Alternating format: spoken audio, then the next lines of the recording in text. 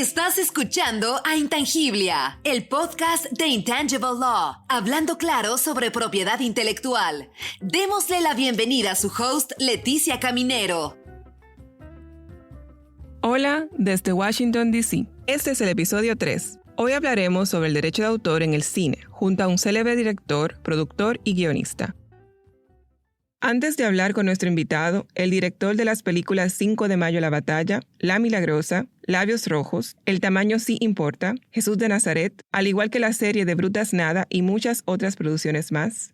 Vamos a hablar del derecho de autor en el cine. En el episodio 2 ya hablamos sobre el derecho de autor en términos generales. Hoy nos centraremos en la protección de las obras audiovisuales. ¿Quién es el dueño de la película? ¿El director, el escritor, el productor, el inversionista que financia la película o el estudio de grabación?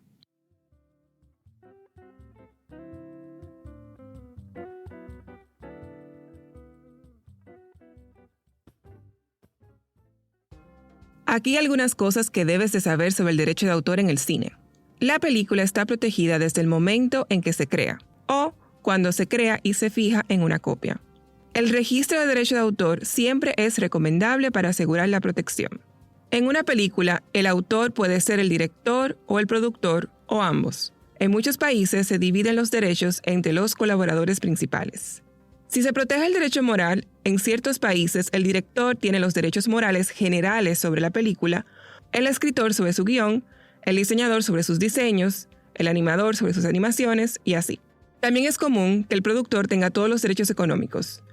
Igual, es habitual ver que el productor esté a cargo de representar los derechos morales de los demás coautores. En el episodio anterior, hablamos sobre los derechos morales, como aquellos derechos perpetuos que corresponden a ser reconocidos como el autor, o en su defecto, mantenerse en el anonimato, y además el derecho a la integridad de la obra. Claro, quién tiene qué derechos puede ser acordado bajo contrato. Frecuentemente los productores conservan los derechos económicos. Bueno, ellos son los que a menudo toman el riesgo financiero. En otros países también existe la estructura de las obras creadas por encargo o comisionadas. Cuando alguien contrata a un creador para crear bajo contrato de trabajo o un contrato particular solo para crear. En este caso, la persona que usualmente tiene los derechos es quien contrató al creador. Es importante que quien tiene los derechos quede establecido claramente en el contrato, pues algunos países favorecen al autor o creador en el caso de confusión. Por favor, asegúrate de entender bien tu ley nacional y cualquier contrato que vayas a firmar. Ahora ya saben, el derecho de autor en el cine protege a las obras audiovisuales. ¿Quién tiene los derechos? Depende del contrato y las leyes aplicables. Vamos a explorar más este tema con nuestro invitado, conociendo sobre su trayectoria para convertirse en cineasta.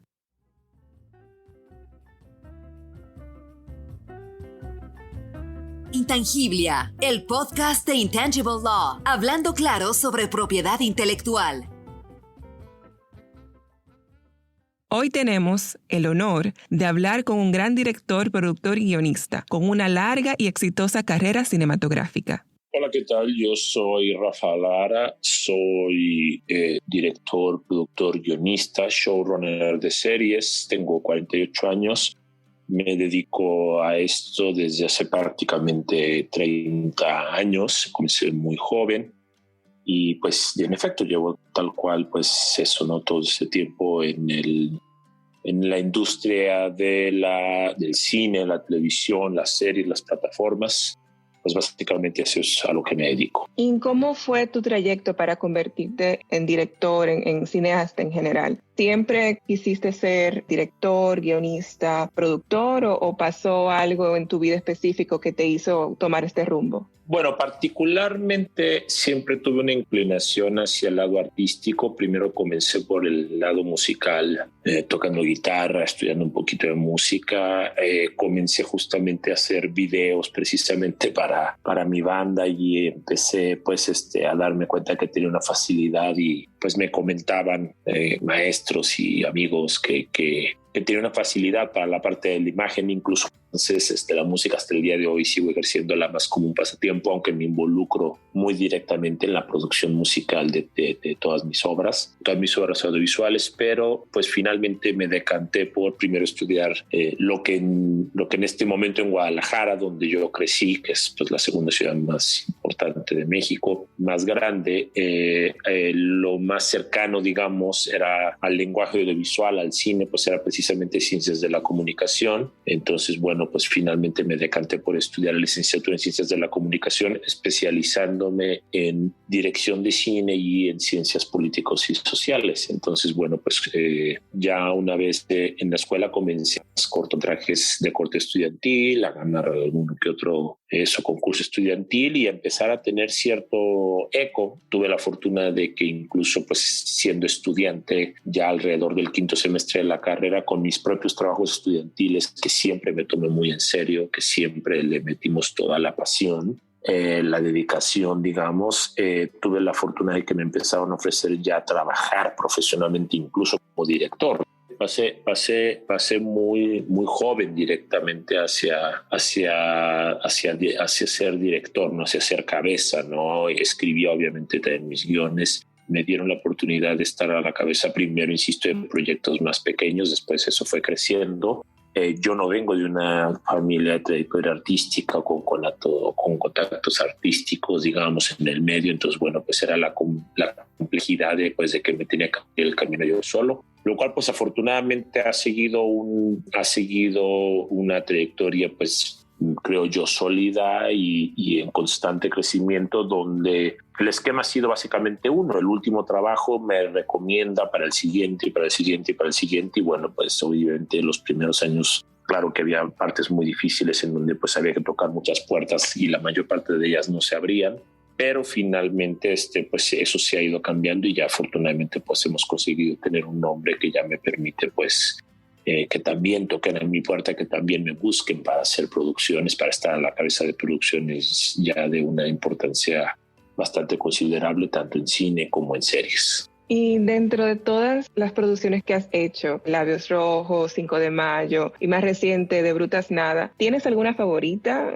¿Hay alguna de ellas que tú dices, este fue mi proyecto especial o proyecto que más cariño le tuve?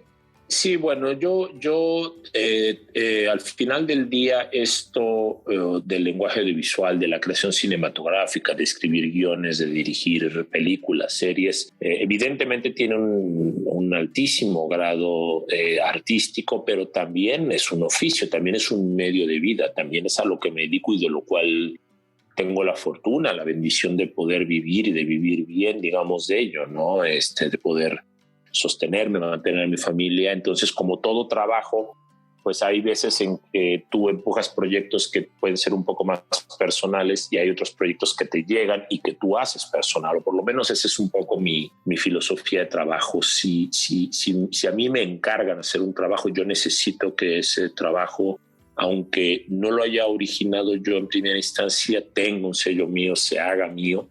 Y si no me siento conectado emocionalmente, intelectualmente, artísticamente con el proyecto, prefiero no tomarlo, porque creo que eso se termina por ver en la pantalla, ¿no? La falta de involucramiento, la falta de ese sello personal que me gusta imprimirle a todas las cosas. Pero sí, yo tengo, divido los proyectos en general, independientemente de si es una película o una serie, en dos tipos en ese sentido, ¿no? Los que yo quiero hacer y los que yo puedo hacer, ¿no? La gran mayoría, evidentemente, pues son siempre esos que uno puede hacer porque son para los cuales te llaman para trabajar y que, insisto, terminan siendo tuyos, terminas haciéndolos, dándoles un sello personal. Pero, por ejemplo, si tuviese que mencionar de mis producciones, tengo dos películas que considero bastante personales y muy cercanas al tipo de producción que más me gusta hacer, que son 5 de Mayo, La Batalla, y La Milagrosa, que la hice en Colombia. Ambas películas tienen cosas en común. Las dos son películas bélicas, las dos son muy grandes producciones, digamos que superan por mucho en términos del tamaño y del presupuesto el estándar latinoamericano, que pues me permitían explorar también temas muy universales y además esto se vio reflejado en que, bueno, al ser películas justamente eso de guerra, no películas que hablaban de conflictos esencialmente humanos, independientemente de si una ocurría en Colombia y la otra ocurría en México. Me permitieron pues llegar a muchos festivales, ganar algunos premios, prácticamente distribuirlas a los 5 continentes. Entonces, bueno, pues sin duda creo que si me tengo que quedar con algo de mi filmografía, pues sin duda creo que serían esas dos las consentidas. Bueno, sí, yo recuerdo que yo vi 5 de mayo con mi familia, específicamente con mi padre, que él es apasionado de este tipo de películas de conflicto, de guerra y todo ese tipo de cosas. Normalmente la dinámica cuando vemos películas es que todo el mundo comenta mientras está pasando la película, pero durante la tuya fue un silencio total. O sea, era como que no queríamos perdernos. Sí, bueno, es parte de lo que a mí me gusta hacer. Digamos que una de las cosas que uno busca es, por lo menos yo, digamos, no me gusta ser complaciente, digamos, con el espectador. Hay veces en que cuando tienes cierto éxito comercial, como ha sido mi caso, en donde he tenido la fortuna de que mis películas, pues la gran mayoría se vean en muchos países. Tengo 4 películas que han llegado al top, que se han metido dentro del top 5 de películas taquilleras del año. Justamente el mes pasado estrené una película en Netflix que llegó hasta el número 2. En fin, muchas veces cuando uno conecta con el público, se cree que uno está siendo complaciente con el público, que uno pensó en darle gusto al público, y la realidad es que yo jamás he hecho eso, ¿no? Yo lo que me gusta es hacer películas, hacer producciones en mi gusto como público. O sea, esto que tú me mencionas de que la película no te soltaba un minuto, que todo el tiempo te estaba dando cosas, pues es porque es el tipo de película, es el tipo de producción, de historia, de ritmo visual también que a mí me gusta ver. Entonces eso es lo mismo que yo trato de imprimir a mis producciones, a mis películas, y pues me da muchísimo gusto que se esté cumpliendo ese objetivo, ¿no? De que todo el tiempo te esté no nada más entreteniendo de una manera banal, sino además haciéndote pensar, regalándote imágenes poderosas que se mantengan en tu mente incluso después de que la producción, que la película, que la proyección ha terminado. Son películas que escenas que se quedan contigo, que tú las recuerdas y realmente impregnan en la audiencia. Con eso, ¿cómo está el proceso creativo? ¿Cómo tú decides crear una película en particular o narrar una historia en particular a través de la pantalla? ¿Cómo son esos primeros pasos que te llevan a encaminar a realizar una película o una serie? Bueno, normalmente, pues independientemente de si el tema yo lo generé o si llegó a mí por algún tipo de encargo, suelo pues entrar desde la parte de los guiones, ¿no? O sea, desde el desarrollo de los guiones suelo suelo empezarme a imaginar cómo se vería esta historia. Lo primero que hago son 2 cosas. 1, empiezo a investigar todo lo obsesivamente, diría yo, toda la parte teórica, si es algo que además está basado en algún hecho de la vida real o si tengo que investigar algún tipo de tema de orden psicológico, insisto, cultural, histórico, económico, de cualquier disciplina. Suelo ser extraordinariamente obsesivo en meterme, primero que nada, a investigar el tema del cual voy a hablar. Incluso, por ejemplo, si es una comedia romántica, me gusta mucho investigar eso, sobre relaciones, sobre psicología femenina, psicología de pareja, psicología masculina, en fin. O sea, suelo primero que nada empaparme al máximo del tema del cual vaya yo a hablar, pues precisamente para saber de qué estoy hablando y para tener un punto de vista claro, no una posición perfectamente cimentada en ese sentido. Por otro lado, paradójicamente, empiezo a imaginarme cómo se vería, qué estilo, qué atmósferas, qué tipo de encuadres, qué tipo de lenguaje visual, qué tipo de imágenes icónicas podría yo encontrar para contar esa historia, pero lo hago a través de la música. Suelo generar playlist de música, de grupos, yo soy un melómano desde toda la vida. Como digo, la música siempre ha estado ligada a mi creación. Y entonces a través de la música empiezo a generar playlist, digamos, que estoy escuchando obsesivamente todo el día para meterme en un mood, ¿no? Obviamente si va a ser una película, yo que sé, más oscura, más deprimente, pues elijo cierto tipo de música. Y si es una película que va a ser tal vez una comedia romántica más alegre, pues elijo otro tipo de música, pero siempre busco muchísimo ese tipo de referencias y paso muchísimo haciendo notas, casi siempre a mano en un cuaderno, Y ya una vez que siento que tengo muy bien agarrado el tema, entonces es que empiezo a perfilar los primeros esbozos del guión y pues ya posteriormente pues ya nos metemos de lleno a la parte de la escritura del guión y pues hasta no terminar una versión que me deje tranquilo, pues se da paso, digamos, ya al proceso de preproducción. Básicamente ese sería como el proceso, el primigenio, digamos, de la creación audiovisual. Preparación, investigación, después prepararte emocionalmente para la producción y luego producir. Usas la lógica y las emociones para crear. Así es. O sea, primero me tiene que emocionar a mí, tiene que ser tangible en lo emotivo para mí, digamos, y después tratar de transmitir eso que me está generando a mí, pues tratar de transmitírselo al espectador y empezar a estructurarlo, ¿no? Porque pues al final del día una historia, una buena historia no forzosamente es una buena película. Lo que es una buena película, una buena producción es una buena estructura. Hay historias que pueden ser extraordinariamente sencillas, pero si tienen una estructuración adecuada desde el guión, si tiene una manera interesante de contarse, es que entonces creo que se consigue pues este objetivo que es expresar, narrar, aportarle algo al espectador, pero al mismo tiempo que entretenerlo, ¿no? Pero sin que sea, pues eso, un entretenimiento simplemente vacío, sino siempre trato de darle una gran dosis de universalidad, de humanidad,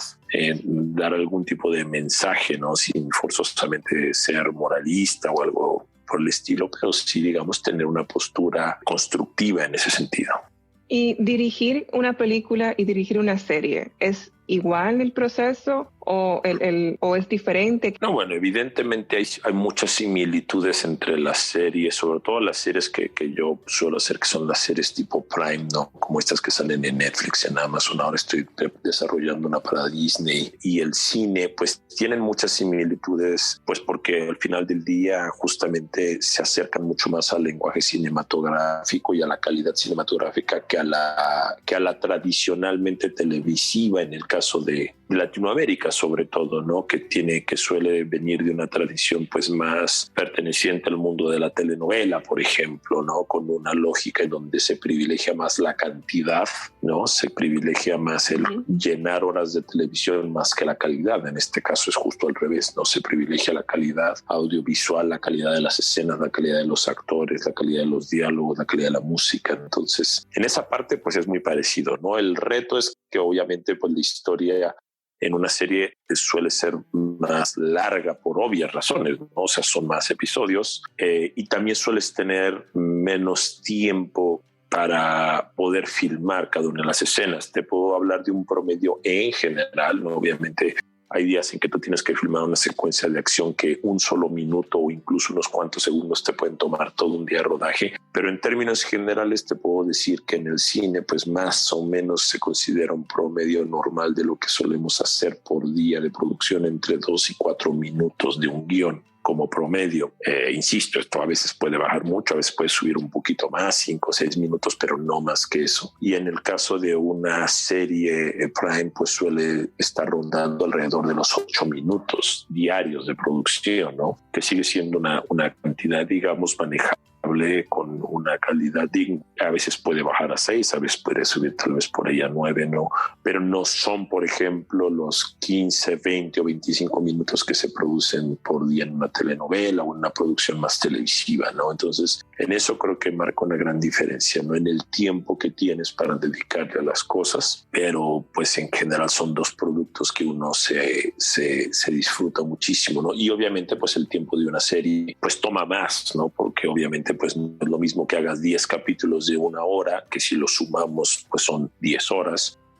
Vendría siendo el equivalente a más de 5 películas. Si tomamos en cuenta como duración promedio de una película entre 1 hora y media y 2 horas, pues estaríamos hablando probablemente sería como filmar 5 o 6 películas, ¿no? Va más o menos por ahí este tipo de diferencias y de similitudes.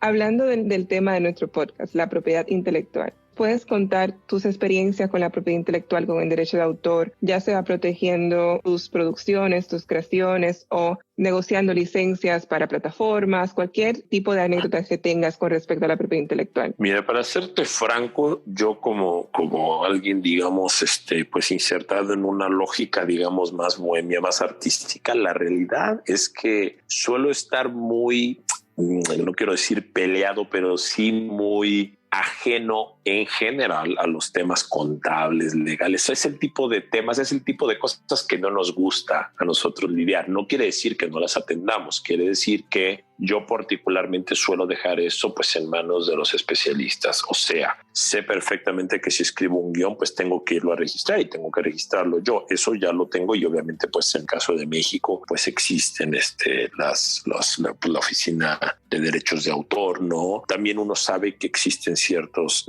mecanismos que te ayudan a proteger una obra, como por ejemplo mandarlo en un email, no a ciertas personas, lo cual te deja mínimamente protegido en términos legales, sabiendo de que la fecha en la cual se mandó ese email pues deja una constancia de que ese documento adjunto pues ya existía. No es la manera más sólida de protegerse. O sea, yo no recomendaría que nada más mandaran la obra en un email y ya, sobre todo además porque también pues se corre el peligro de mandarlo a la persona equivocada y que después se roben las ideas, ¿no? Ya estoy siendo muy extremo, pero bueno, más allá de la parte de registro de derechos de autor, yo como director, como guionista, estoy adscrito a lo que son las sociedades de gestión para los derechos y para las regalías y para la protección de los derechos de autor. O sea, soy parte de la Sociedad General de Escritores de México, de la SOGEM, y soy parte, digamos, de la Sociedad de Directores Cinematográficos, que en ambos casos básicamente ellos se encargan, ¿no? Cobrando, digamos, un porcentaje que, si mal no recuerdo, es del 10% de las regalías y de todo lo que ellos recolectan. Ellos son quienes se encargan, digamos, de la recolección, de buscar, de la defensa legal en caso de que hubiese algún tipo de controversia, que gracias a Dios yo pues no he llegado a tener ese tipo de conflicto. Obviamente, pues cuando vienen mis contratos, pues jamás firmo algo que no pase por un abogado especialista en derechos de autor, ¿no? Y alguien de mi absoluta confianza, y también lo mando a las sociedades de gestiones que a su vez tienen un departamento legal y contable que te asesora, ¿no? Yo en realidad pues gusta, y como creo que debe de ser cuando uno contrata a un especialista, pues si ese especialista es de tu confianza, pues le haces caso, ¿no? Obviamente, ¿no? Lo que no recomiendo sin duda es que se lo tomen a la ligera, ¿no? Porque se puede perder mucho dinero, se pueden perder muchos derechos, se pueden tener muchos abusos, muchas veces por desconocimiento de cómo son las cosas, ¿no? Entonces, pues no sé, uno como artista no tiene por qué ser forzosamente un experto en derechos de autor. Digo, sí, no es que no esté informado al respecto, digo que sé lo básico como para saber que uno tiene que protegerse, y para ello pues tengo justamente pues un abogado, un contador que justamente trabajan con gente del medio artístico y que conocen perfectamente cuáles son los mecanismos para proteger al artista en cuestión, ¿no? Básicamente ese, digamos, sería mi experiencia. O sea, yo pues todos los años cobro regalías por mis producciones, etcétera, etcétera, pero yo jamás tengo que gestionar nada. O sea, literalmente para eso están las sociedades de gestión. Sé que hay países en los cuales existen, como España, obviamente México. Hay otros países que apenas se encuentran en una etapa bastante incipiente. Sí, mi recomendación para quienes, digamos, vivan en países donde hay sociedades de gestión es que se suscriban a ellas, no formen parte de ellas, porque es una manera de protegerse con una experiencia y con una solidez. Y en el caso de los que vivan en países que no tengan sociedades de gestión, pues la verdad es que se vuelve más complicado, pero pues por lo menos tener, digamos, un abogado especialista en derechos de autor y también un contador que sepa cómo se maneja eso, pues creo que siempre va a ser de gran utilidad. Claro, la idea no es que sean expertos en derecho, sino que sepan a dónde acudir y sepan qué gestiones realizar. Sí, por supuesto. La desgracia aquí nada más es, como te digo, que pues el desarrollo de las industrias es muy diferente en países, por ejemplo, como México, como España, como Brasil, como Argentina, ¿no? Respecto del resto de Latinoamérica, por hablar de nuestro continente, ¿no? Entonces esto hace que que evidentemente no haya los mismos mecanismos ni las mismas estructuras sobre las cuales poderse apoyar. Sé que tanto en países donde ha venido creciendo sus respectivas industrias, como por ejemplo Colombia, como por ejemplo lo puede ser el misma República Dominicana, se están ya realizando esfuerzos y se están formando este tipo de sociedades, pues esperemos que puedan ir creciendo, irse consolidando, pues precisamente para poder proteger a la mayor cantidad de agremiados, ¿no? Sí, claro que sí. Y bueno, Rafa, de última pregunta. ¿Cuál es tu consejo para los nuevos directores, productores, guionistas, todos los diferentes emprendedores creativos que están comenzando su carrera o están en proceso de hacer su primera producción? ¿Qué consejo tú les darías? Yo, bueno, obviamente, pues todo lo que uno le podría decir a la gente que comienza en el medio artístico y específicamente en el medio de la producción de cine, de series, digamos, en lo que hago yo ya específicamente, ¿no? Que es justamente esto, ¿no? El cine y las series. Podría, obviamente, insisto, esto podría ser de motivo de días y días, digamos, de todo un curso que sea materia de una licenciatura, digamos, ¿no? Pero si tuviese que escoger, escogería no uno, sino dos, digamos, que me parecen clave. El primero es que se preparen mucho, ¿no? Desgraciadamente, con las nuevas tecnologías, lo que debería de ser una ventaja y una ayuda, digamos, para poder integrarse, digamos, prontamente a empezar a experimentar con el lenguaje visual, como son ahora pues los teléfonos celulares, las islas de edición en computadoras, las nuevas tecnologías. Hoy prácticamente te permiten contar historias en el lenguaje visual de una manera muy fácil y muy accesible, cosa que pues hace unos años, por ejemplo, cuando yo comenzaba mi carrera en los años 90, era prácticamente imposible pensar en tener una isla de edición. Todavía el cine se hacía en proceso fílmico, era muy difícil y muy caro producir cine, ¿no? Eso pues hoy representa una ventaja, pero al mismo tiempo hace que muchas personas piensen que con el solo hecho de grabar algo con su celular y con el solo hecho de editarlo y de leerse un par de libros, pues con eso ya se convierten, entre comillas, en directores, en guionistas, en productores, en fotógrafos. Y pues esto no es así, o por lo menos no desde mi perspectiva, ¿no? Creo que el cine es el arte más complejo y completo que existe, básicamente porque todas las demás artes confluyen en él, ¿no? Si uno ve una película, pues uno va a ver que ahí confluye la dramaturgia en el guión, por supuesto la actuación, por supuesto la fotografía, la pintura, el diseño de vestuario, etcétera, etcétera, etcétera. O sea, todas las artes confluyen de alguna u otra manera en el cine. Y eso te obliga, digamos, a que si quieres de verdad tener una trayectoria sólida, una carrera sólida, tienes que saber lo que estás haciendo, ¿no? No puede ser una cuestión nada más o sea, es todo, no solamente es todo un arte, es toda una ciencia, es toda una profesión. Entonces yo sí soy muy partidario de que la gente se prepare y se prepare mucho para esto, ¿no? Es una carrera muy bonita, pero muy dura, durísima. La competencia es feroz. No quiero desmoralizar a nadie, pero la realidad es que pues son muchos los que quieren, y más aún en los últimos tiempos que se ha puesto de moda, digamos, entre comillas, el ser director, el dedicarse al cine, mucha gente que quiere entrar a esto, por ejemplo, porque piensa que con esto va a ser famoso y va a ser rico, y creo que esa es una de las razones más equivocadas por las cuales podría entrar al medio artístico.